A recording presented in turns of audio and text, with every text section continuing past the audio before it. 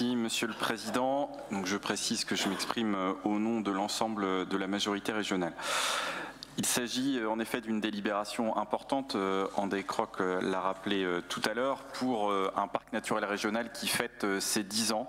Dans quelques jours, nous allons nous retrouver pour lancer officiellement ces festivités, les 10 ans du 50e parc naturel régional de France et du 2e breton. En attendant, comme vous l'avez rappelé, cher André Croc, le 3e. Et redire ici, parce qu'avant 2014, il y avait eu de nombreux débats, le PNR en fait sa démonstration tous les jours sur notre territoire, ce n'est en aucun cas une mise sous cloche.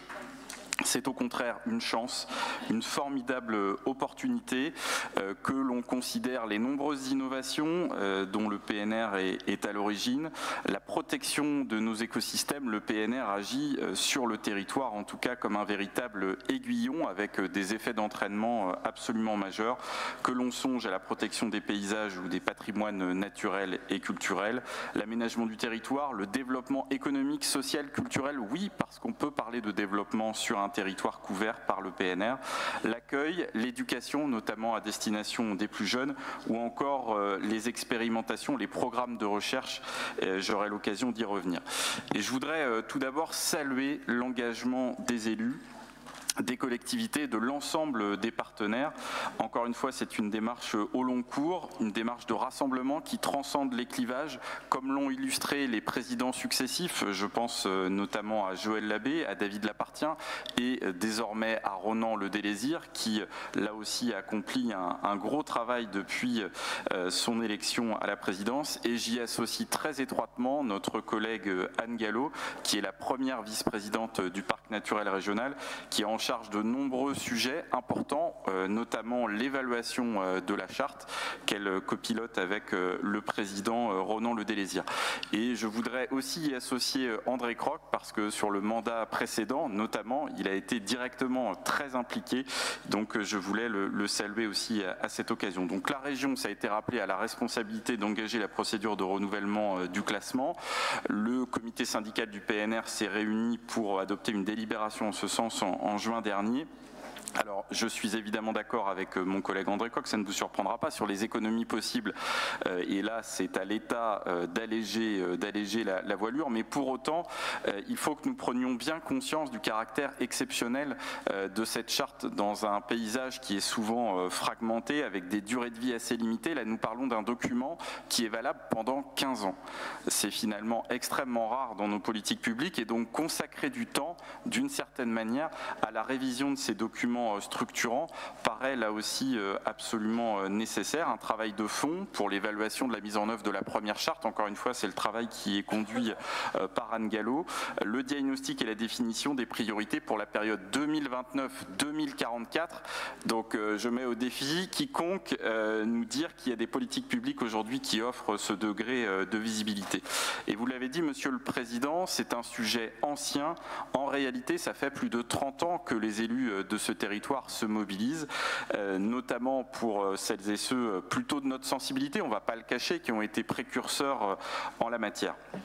Et donc, pour revenir sur les forces du PNR, parce que si on demande le renouvellement de ce classement, c'est bien parce que le PNR du Golfe du Morbihan a de nombreuses valeurs ajoutées, et l'évaluation à mi-parcours qui a été conduite en 2021 l'a bien démontré, sur la proximité tout d'abord avec les collectivités et les associations, que l'on pense aux plans locaux d'urbanisme, aux atlas de la biodiversité communale, à la gestion du trait de côte, à l'école du parc, aux aires éducatives, qu'elles soient marines ou terrestres, avec 22 écoles déjà engagées sur le territoire au moment où nous parlons, donc c'est absolument considérable.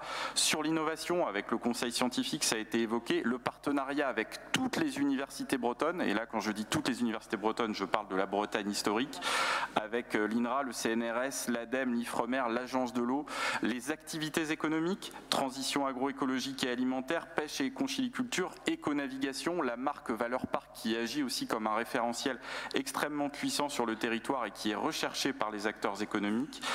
L'effet levier de ce parc qui est considérable dans l'accompagnement et la montée en compétences des acteurs locaux en matière de transition, notamment aux côtés des collectivités, puis enfin l'agilité, parce que c'est une équipe, c'est vrai, assez réduite, mais qui est extrêmement réactive et productive, et je tiens ici à saluer la directrice Muriel Asquette qui est à la manœuvre. Sur les défis à relever, d'autres intervenants l'ont rappelé avant moi, dans le contexte des dérèglements climatiques, ils sont nombreux sur la protection de la biodiversité, de nos ressources, des paysages, des patrimoines, l'accélération des transitions économiques, énergétiques, le sujet de l'éducation et de la formation.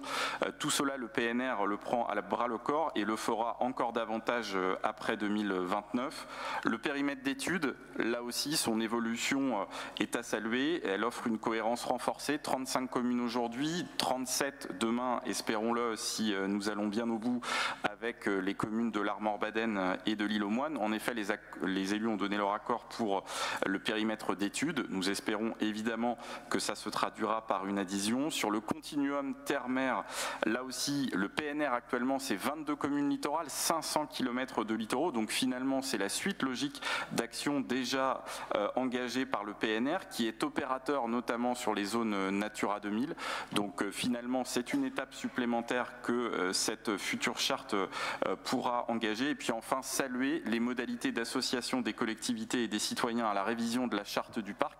Tout cela est détaillé dans les documents qui figurent en annexe de la délibération.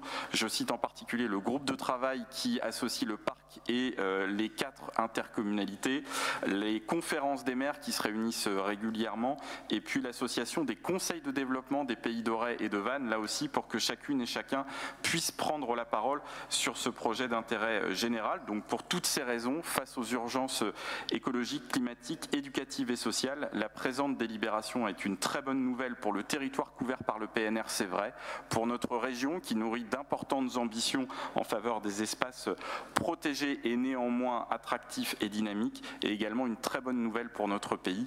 Et donc nous l'approuvons avec enthousiasme, Monsieur le Président.